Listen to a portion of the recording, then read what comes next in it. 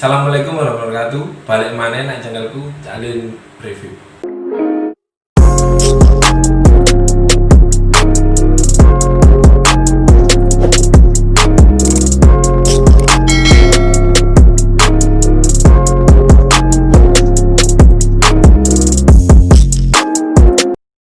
Kali ini aku bakal review skripsi jurusan pendidikan anak usia dini atau PAUD. Kali ini aku gak dhewean mana nge-review nih. Aku ditemani Mas Adam Maulana. Ya. Mas Adam iki yo duwe channel YouTube rek. Ojo lali tonton channel apa Mas? Crayon Emo. Nah. Linke ono nang iku bio ngisor iki ya. Subscribe dan unlike.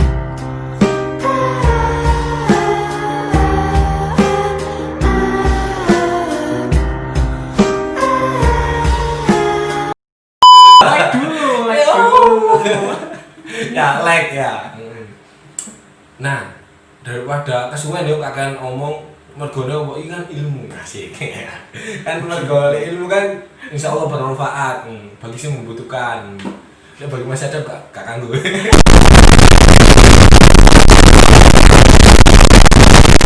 Mungkin sing pertama sing bakal iki sebenarnya enggak kaya review sing sebelumnya ya. Aku sebelumnya kan monoton. Mulai iki tak model kaya Q&A. Jadi kok bojoe takon-takon lah ngono. Ben luwe apa ya? Kekerabatan luwe apa ya? Manusiawi. Oh, dudu. Ya ben aku ketok koyo wong. Nah, lebih sosial. What the fuck? Oke. Sing pertama sing pengen tak takokno kan masih ganteng ya. Terus duwe channel YouTube musik. Kenapa juga jurusan PAUD lah iku? Wah, Iku Mas. Alasannya kenapa kok ngambil jurusan PAUD, Mas? Pertanyaan yang banyak dilontarkan dari teman-teman, kakak tingkat, adik tingkat, tetangga, terus Gebetan. Oh, ya. Asik. Enggak punya, Oh, enggak punya. Jomblo aja itu. Jadi dulu itu saya milih pendidikan guru anak usia dini itu soalnya pingin saya itu cuma satu, jadi guru. Apapun gurunya itu pokoknya jadi guru. Kalau sudah jadi guru kan nanti digugulan. Iya. Ya. Digugulan, Ditiru ya. Tiru ya. Tapi dari nilai yang saya lihat waktu itu kok Itu nilai apa, Mas? ujian UNAS Oh, sama seraya. rapot Iya. itu kok kurang oke. Ternyata saya pun di undangan itu tidak diterima. Akhirnya ikut SBMPTN. Dan mau tidak mau saya harus memilih di mana jurusan yang sekiranya saya bisa diterima. Pokoknya diterima dulu lah waktu itu. Akhirnya saya memberanikan diri. Ada salah satu pilihan yang saya memilih pendidikan guru anak usia dini dan ternyata saya diterimanya di situ gitu. Jadi ambilnya PKPAU sampai sekarang. Berarti bukan karena itu ya? Apa senang anaknya gemes sama ibunya beda ya? Enggak kan ya? Dulunya cuma mikir, wah ini anak kecil ini sebenarnya itu banyak potensi yang bisa dilihat dari anak kecil. Ternyata setelah saya itu turun banyak mama mau. Bukan.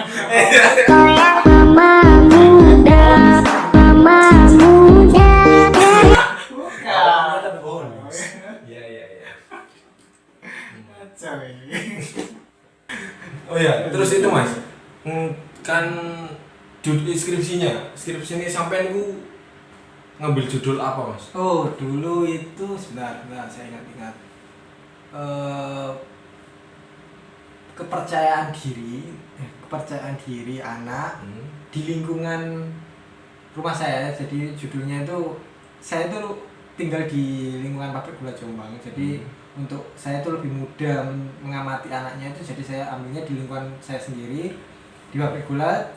Yang saya teliti itu kepercayaan dirinya anak. Nah, kebanyakan orang tua di daerah situ itu orang tuanya itu karir semua. Jadi kebanyakan anaknya langsung iya. Bukan dilepas ya. Bukan. Jadi mereka tuh kebanyakan beberapa anak di situ tuh ada yang tinggalnya itu sama kerabatnya, bukan sama orang tuanya. Nah, ketemu dengan orang tuanya pun itu singkat gitu. Jadi saya tuh ingin melihat gitu di lingkungan banyaknya pabrik yang lumayan padat orang-orang pekerja, lalu ada beberapa anak yang hidupnya dengan kerabatnya yang kurang dipantau orang tuanya. Saya tuh ingin melihat kepercayaan diri mereka itu seperti apa. Nah, oleh sebab itu saya mengambil judulnya itu kepercayaan diri anak di lingkungan pabrik gula Jombang ditinjau dari pola asuh permisif orang tua. Ya, jadi sebelumnya itu saya tuh melihat gimana sih pola asuh yang rata-rata ditemukan di lapangan. Ternyata saya menemukan, wah, ada yang pola asuhnya seperti ini loh. Dan di agak jauh dari tempat itu ditemukan juga ada yang pola asuhnya mirip. Akhirnya saya ambil. Sebelumnya saya pun melakukan yang namanya kuesioner. Nah, agar lebih valid dari yang saya ambil. Ternyata memang ada dari beberapa kuesioner yang saya sebarkan, ada yang hampir mirip. Nah, oleh sebab itu saya ambil sampelnya, sampel ya. Itu anak-anak kita. Oh iya. Gini Mas, maksud saya mau tanya ya. Satu cuman sekolah ya namanya itu kan? Sekolah PAUD, bukan itu teman bermain apa bisa sekolah? Gini kan saya tuh jurusannya pendidikan guru, pendidikan anak usia dini atau biasa dipanggil PG PAUD. Nah, di bayangan orang itu PG PAUD itu ya udah kamu itu ngajarin anak yang masih pakai popok gitu kan. Damn. Jadi ini yang pasti harus diluruskan dan dijelaskan. Benar.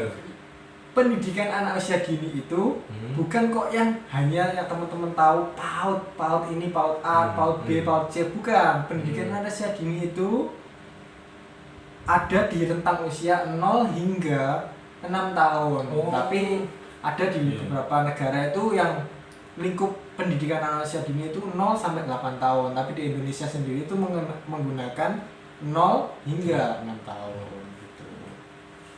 Jadi untuk ranah playgroup, TPA, lalu TK, RA itu semuanya masih dalam lingkup PAUD, pendidikan anak usia dini itu sendiri. Terus itu Mas, sampai waktu ngasih kuesioner itu kan dalam satu misalnya di pabrik gula ya, di satu pabrik di tempat satu sekolahan itu atau sampean juga membandingkan dengan ada sekolah yang lain gitu? Oh, ini pertanyaan yang memang perlu ya, karena ini saya tuh ngambilnya lingkungan. Jadi awal dulu pertama kali saya itu ngambil ide ini itu dikasih guru. Karena awal itu saya targetnya di sekolah. Tetapi ternyata di sekolah itu saya mendapatkan informasi itu dari guru kalau ini nih beberapa anak di sini tuh banyak yang diantar orang tua, saya itu ditinggal, nanti yang jemput itu bukan orang tuanya. Jadinya coba Masnya diobservasi lingkungan ini. Sampean coba data berapa anak yang orang tuanya awal itu orang tuanya karir, terus anaknya yang tinggal dengan beda orang tua dengan kerabatnya itu ada berapa. Nah itu coba sampean sasar gitu. Akhirnya dari situ saya mendata beberapa anak di lingkungan pabrik gula itu. Akhirnya setelah saya dapat beberapa nama, cukup banyak nama, saya baru melempar kuesioner. Jadi apa ya tadi? Enggak. Jadi ya tujuannya itu skripsinya tentang semisal ya anak yang mungkin gambaran. Kalau dari Mas Dam sendiri kan sudah paham ya. Kalau aku sendiri kan jurusan teknik kan, jelas lebih sedikit lah pemahamannya daripada Mas Dam tentang anak ya. Intinya untuk orang awam, maksudnya kita lihat arek sing bukan dicolong sih ya, maksudnya yang nggak ditungguin orang tua sama yang ditungguin itu PD-nya seperti apa? PD-nya seperti apa? Lah, kayak gitu skripsinya Mas tentang itu. Oh iya Mas, sebelumnya Mas, Iya. mau tanya, saya mau kuliah berapa tahun? Maksudnya berapa semester? Ya, maksudnya nggak cuman buat itu aja lah. Iya ya, saya itu lulus baru 10 semester. 10 Baru semester. lulus saya itu bonus 2 semester lah ya. Harusnya kan 4 semester. Iya, iya. Bonus 2 semester. Jadi cukup oke lah, cukup disegani saya di Oh, saya. iya. Di jurusan itu disegani. Iya. Kok kampus ya? Oh iya. Tolong. Iya. Soalnya sebenarnya gini guys ya. Bukannya orang bilang cuman gitu cok. Itu orang luar yang lihatnya doang. Soalnya apa ya? Misal orang yang di elektro, misalnya kan elektro ya. Orang lihat elektro sulit. Ya emang sulit, tapi kalau kita sudah masuk ya mudah. Lah sebaliknya orang yang lihatnya itu gampang, belum tentu gampang. Lah makanya sampai telat sampai 10 semester itu mungkin ada sebenarnya sih. Ada mungkin karena asmara. Mas. Oh tidak, Oh, saya tidak ada. ada asmara sama kuliah. Gitu ya. Berarti Ya, saya itu Iya. petapa pokoknya. Boleh saya ceritakan ini? Iya, boleh, Kenapa kok saya sampai 5 tahun oh iya, semester? iya. Jadi saya itu awalnya itu berjalan baik-baik saja. Saya indeks prestasinya itu juga baik. Setelah itu saya meremehkan yang namanya kuliah. Oh. Karena saya merasa mudah menerima kuliah tersebut. Akhirnya saya bisa lah ini. Saya walaupun kuliah pulang itu kayaknya saya bisa lulus tepat waktu. Ternyata di semester 7 dan 8 barulah mental saya diuji. Yang awalnya saya cuma kuliah pulang Harus lebih serius lagi ya? harus serius lagi, dan itu proses untuk memulai serius lagi itu butuh waktu. Iya, gitu. nggak bisa langsung singkat ya? Tidak bisa. Soalnya itu seperti kebiasaan Iya, ya? kita tuh harus yang awalnya ketemu dosen cuma buat ilmunya gini ya, pulang. Kita tidak belajar yang namanya berani berbicara. Itu ketika saya untuk membimbingkan skripsi, ini saya bimbingan ini pekerjaan saya udah benar atau belum, itu karena ketidakterbiasaan saya untuk menghadapi dosen atau ketika kuliah melakukan pertanyaan atau apapun, ketika saya mau melakukan bimbingan itu takut gitu. Nah, jadinya mau memulai itu sedikit iya. Karena sudah kebiasaan pulang, jadi kebanyakan malas. Iya, betul. Dan ada satu lagi sebenarnya. Apa? Ada mitos. Iya. Mitos. Oh iya. Ini saya jadi agak percaya dengan mitos tersebut. Teman-teman tahu nggak yang namanya mitos pakai toganya orang yang sudah lulus? Iya. Ini teman-teman ada beberapa versi yang menyatakan bahwa kalau kita memakai toganya teman yang sudah lulus, itu kita akan cepat menyusul lulus. Itu tidak terjadi teman-teman pada saya. Tolong ya. Saya dari semester 1 udah pakai. Dan itu sudah ada yang bilang, kamu nanti lulusnya tidak tepat waktu. Kenapa? Harusnya ini saya soalnya nggak ada hubungannya Mas ya. Iya, saya kuliah baik-baik saja. Yang saya tahu malah kalau saya pakai toga, lulus saya bisa lebih cepat karena ini akan menular, ilmunya turun langsung ke saya. Ternyata itu tidak. Tolong, Anda, ini saya camkan kepada Anda, tolong untuk Anda yang ingin lulus lebih cepat dan pakai toga tersebut, Anda itu harus lihat toga siapa yang Anda pakai, siapa yang Anda pakai, siapa yang Anda pakai.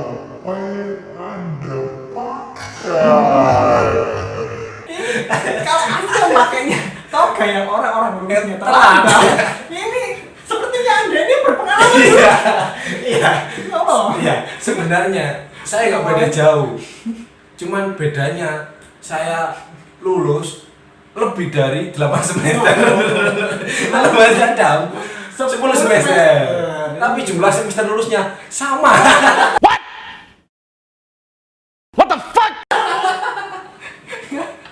Waduh, Makanya kalau mau selfie atau foto yang pakai toga, lihat dulu, pinjem yang lulusnya cepat. Cari yang toganya itu anak lulusan 3,5 semester, iya 3,5 tahun. tahun. Dan juga kalau bisa yang kuplot ya. Nyari yang bener-bener anak itu berprestasi. Jangan nyari yang pokoknya saya pakai toga. Tapi toga siapa? Itu kayaknya pengaruh gitu loh. Dulu sampai pernah saya, kuliahmu tuh sulit, sampai bilang gitu ke teman saya. Karena saya bisa gitu. Kuliah saya udah. Pasti lulusnya lebih cepat saya. Itu karena toga kayaknya. Tolong, toga ini bahaya. Pakai toga yang benar, oke? Sebenarnya bukan toganya yang salah, malesnya. Iya, ini ya sebenarnya Toganya dipakai, malesnya ditambah. Itu yang bikin gak lulus. Ini soal malas ini. Oh iya, ini Mas, kan bahas yang sekarang yang mungkin agak receh sedikit ya. Oh iya. Yang akhir-akhir ini tentang kan musimnya corona ya, nggak boleh berdekatan gitu. Oh iya. Walaupun nggak ada corona nggak ya, mungkin tapi lah kita kan berdekatan. sudah rapid test Iya, Mas. iya. Kapan? Nggak, insya Allah sudah aman. Siap. Nah ini Mas, menurut Samen ini kan Samen juga pengalaman itu kuliah dulu kan sulitnya minta ampun kan. Kalau kita ketemu dosen terus kita ngajukan misalnya kita judul terus kita sebelum masih revisi. Untuk revisi sangat sulit lah. Sekarang kan dipermudah karena mungkin penyebabnya corona ini kan, lulusnya jadi bisa lewat ujian online. Nah, mungkin menurutku dewe ya, itu nggak masalah soalnya apa? Kita sebagai mahasiswa yo pengen lulus ini.